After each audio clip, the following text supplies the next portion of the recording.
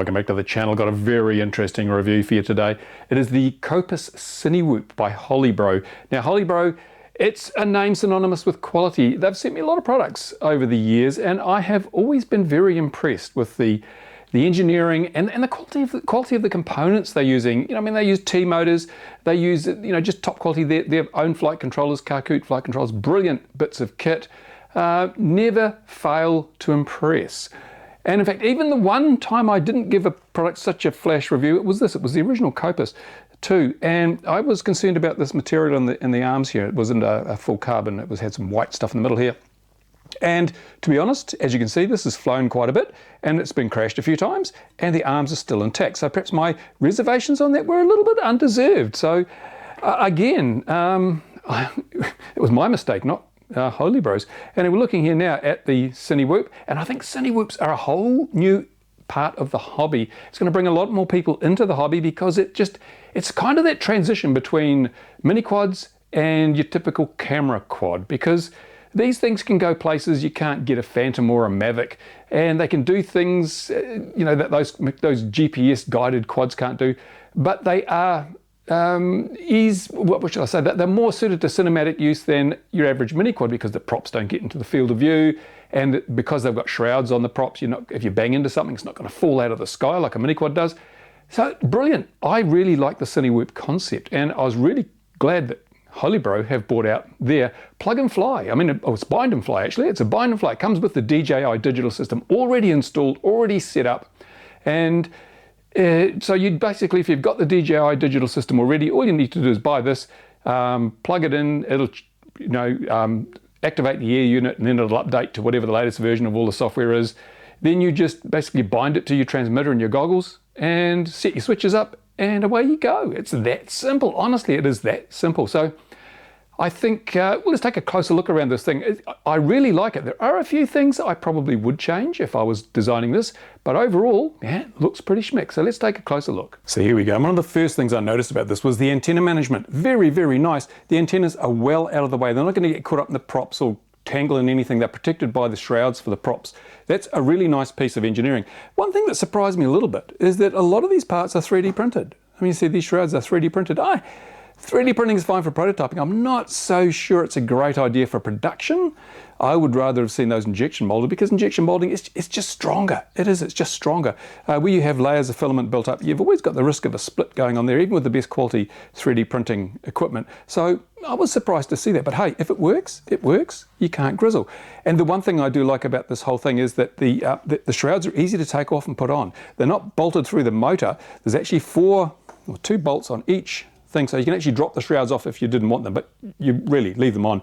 The little arms here poke out further, so if you take the shrouds off, you're still gonna, you're at risk of breaking these. And these do contribute significantly to the strength of the model.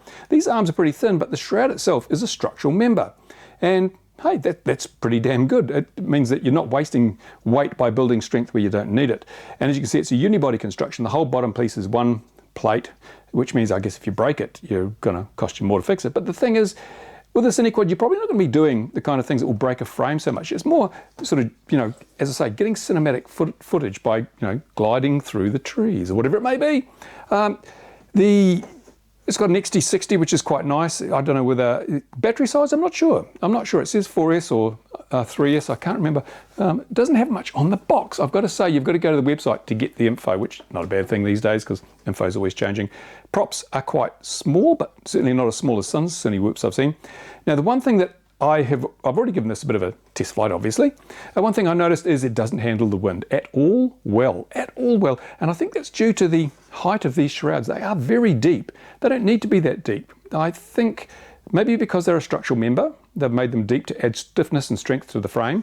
But I would like to see these half the height, because when you get a crosswind, it's trying to push the quad, you've got to angle it up an awful lot to keep into the wind. And if you're trying to get cinematic footage, you don't, especially if you're side on, you don't want to have a 45-degree angle on your camera. So that's something that they could perhaps look at.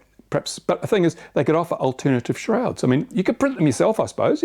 Maybe they'll publish the file and you could modify it and print them yourself with a lower profile shroud. I think that would be great for windier days, make a huge difference. Now, the other thing, of course, is that with a DJI Air unit in there, you're going to be sucking a lot of battery. As I say, it's 3 or 4 cells. I've thrown it with a 3-cell 850, way too small. So I've got a 1300 3-cell on the charger at the moment, which will be flying shortly.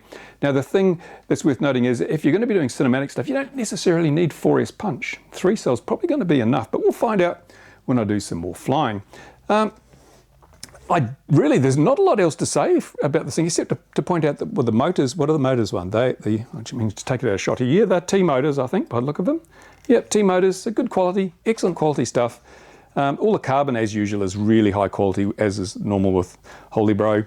Battery strap, there's no rubber on here, but I think you get rubber in the, in the lovely carrying case, because they all come packed in these cases. Let me just pull out a bit so you can see it in all its glory. There we go. All the Holybro products come in these lovely cases. I don't know, it's great for shipping. You're not likely to get a broken one when they ship like this. But I just have to wonder sometimes whether the money could be better spent. Let's put that in there. See, fits lovely. If you want to transport your CineQuad, in case of the CineQuad, it's probably good. I like this because you can just throw this in a backpack. You don't have to worry about things fouling the props or anything. In the case of something like the Kopis or the miniquads, you have to take the props off to put them back in their bags. But this one you don't, just slot straight in. So this is good value having this carrying case. Just show you what else you get for your money. And I thought it was reasonably priced. Given the quality and the fact you've got a DJI Air system, these are quite reasonably priced. So, yes, if the flight tests all go well, it would be a recommended buy. Now, let's have a look. You get, and this is really good, you get the DJI instructions, because I know a lot of bind and fly stuff, or you don't get the instructions that come with the Air unit. But with this one, you do, just in case it's your first DJI system. You get, and you get the original cables for the DJI Air unit. That's really nice. Some cable ties, I don't know what for. A rubber mat for the battery, yes. But they don't put that on, you have to put it on yourself.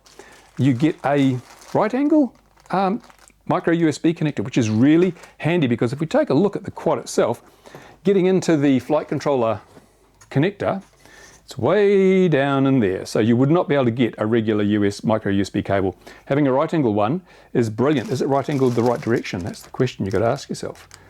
No. That's interesting. Let me take this out of the bag for a moment.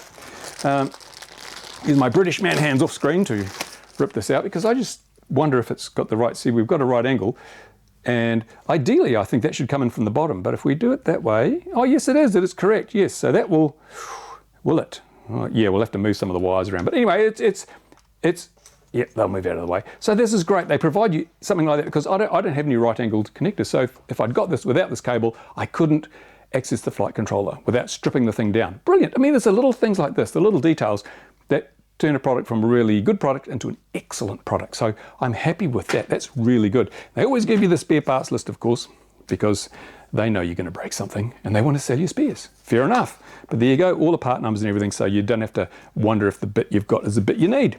And yeah, so that's it. That's the extras you get with it. So I think we've blathered on enough.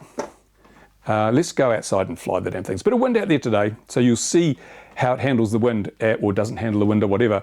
So that'll be the defining factor. And I'll try and find some fine, calm weather to do a follow-up video so we can get a better idea of what it's like under ideal circumstances. So now it's time to charge up the DJI system, go for a fly. Let's do it. Oh, I almost forgot. One other concern I had a little bit was that cooling. Now the DJI Air systems get pretty damn toasty, especially if you're running higher power levels. You probably wouldn't need to run more than 25 milliwatts with this, because you're not going to be flying a long way away with a CineWhoop. They don't have the range, and usually going to be fairly close to whatever it is you're filming. Not like a miniquad where you may be traveling at high speed and therefore covering large distances.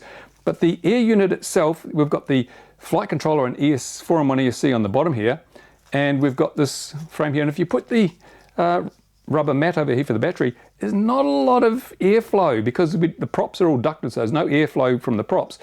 I think it might get a bit toasty. It may get a bit toasty. We'll find out. We'll see if it switches into the low power mode when we're flying. If it does, then, because it's summer here now, we're scorching temperatures approaching 70 degrees Fahrenheit in US scale, and I don't know what that is. It's like 20 degrees or 18 degrees in the rest of the world.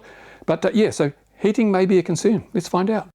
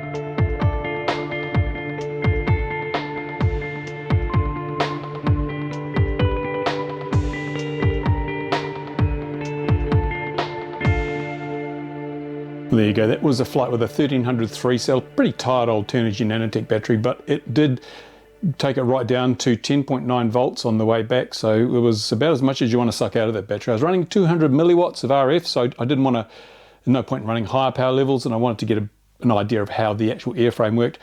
So you're not going to get long flight times, but that's par for the course. With the CineWhoop, there are compromises when you make stuff this small, and you've got a heavy air unit on board. When I say heavy, comparatively heavy air unit on board. So one thing I noticed with my shaky hands is that the tune, it's fine for racing, but it's not a racing quad. So I'm going to have to go in there and throw dollops and dollops of expo on the flight controller, because you want smooth movements with a CineQuad. You don't want jerky. You want it to be really soft around center so you can get the nice flowing panoramic motion. At the moment, rates are way too high and there's not enough expo for me. So I'm going to go and dial it in, and then I'll go off to the park and see if I can get some more cinematic footage. So if I do that, here it is here.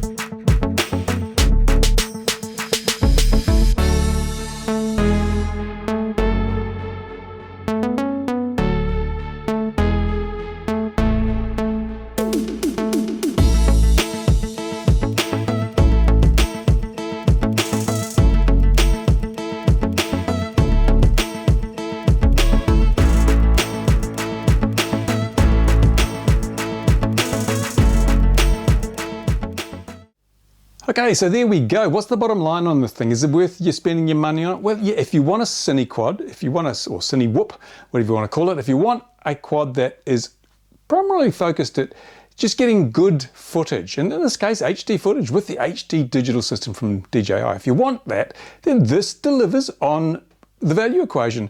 It's top spec parts. It's quite well designed. It's not perfect. Nothing's perfect. It flies pretty well. Although, as I say, it's taking me a bit of getting used to because it just doesn't fly like a normal mini quad, probably due to the side area of these ducts. Those ducts, when you're trying to do sideways flying to get some, track something, those ducts add a lot of drag and you've really got to use a lot of input. Also, the tune was a bit aggressive for my liking right from the get-go. I've had to put a lot of expo in. I put 30% expo in, but I'm going to take it up to 45 because I think it needs even more because my little hands are too shaky and it makes it very hard to get smooth footage. But once you've when I was flying today at the park, there was actually, didn't show so much in the leaves on the trees, but there was quite a bit of wind around, and it was surprisingly stable. It didn't jiggle it around too much at all. So flight times, well, with a 1000 milliamp 4 cell, I got 4 minutes, and with a 1300 4 cell, I got 4.5 minutes. So I think 4 cells, with the 3 cells, it does fly. It's got plenty of power, but it just doesn't have the endurance. So I think 4 cell is the sweet spot, and 1000 to 1300 milliamps is about the best. You can expect 4, maybe 5 minutes if you really pushed it for flight time, which is probably enough. But it means if you're going to go out with one of these, you want to get half an hour's filming, you'll need a lot of packs, and you'll need to land and change them quite frequently, because little props, they're just not that efficient. Even when they're operating in a duct, they're just not that efficient. And this isn't a light craft. Once you throw a 1300 milliamp battery on there, it's getting up a bit. I'd say it's probably going to be 500 grams. I've lost my scales. Damn it, I've been looking for them and I cannot find them. When I find them, I will weigh it with a 1300 pack. But in the meantime, take my word for it, it's not that much lighter than a light mini quad, but it does have the benefit. You've got no props in the field of view, and that's really good. Also, if you brush up against a wall or a building or a person or a tree, it doesn't catch a prop and flip you out of the sky. It just carries on going. Brilliant, fantastic. So what I'm going to do is keep flying this thing, do a bit more, practice until I get better at it, and I think this will become my close proximity quad of choice for filming stuff, for all the reasons I've stated. And probably the biggest disappointment, you might say, is that it is over 250 grams. It is well over 250 grams. A basic quad on its own is about 250, then you add your batteries, another however many grams that is. So yeah, it's a shame. You will need to register it if you're in countries that require registration. There are other quads which are under 250 grams with the DJI Air system in them. I was going to review this, but it doesn't work. Flight controller doesn't work. It came to me a little bit secondhand, but yeah, I contacted the manufacturer. Initially they seemed interested, and then they just dropped the conversation, so I can't recommend this thing. It is the, the Transtech Beetle something or other HOM. Yeah, I mean, this is what I would have thought would be better. See how thin the ducts are on this. This would probably, if this worked, it would be quite a good little CineWhoop, I think, but it doesn't work. And let's face it, this just does not have the quality that the Holybro product has. Holybro is a quality product. There you go. So yeah, if you're looking for a CineWhoop with a digital system in it, it's pretty good damn value when you look at the quality that you're getting.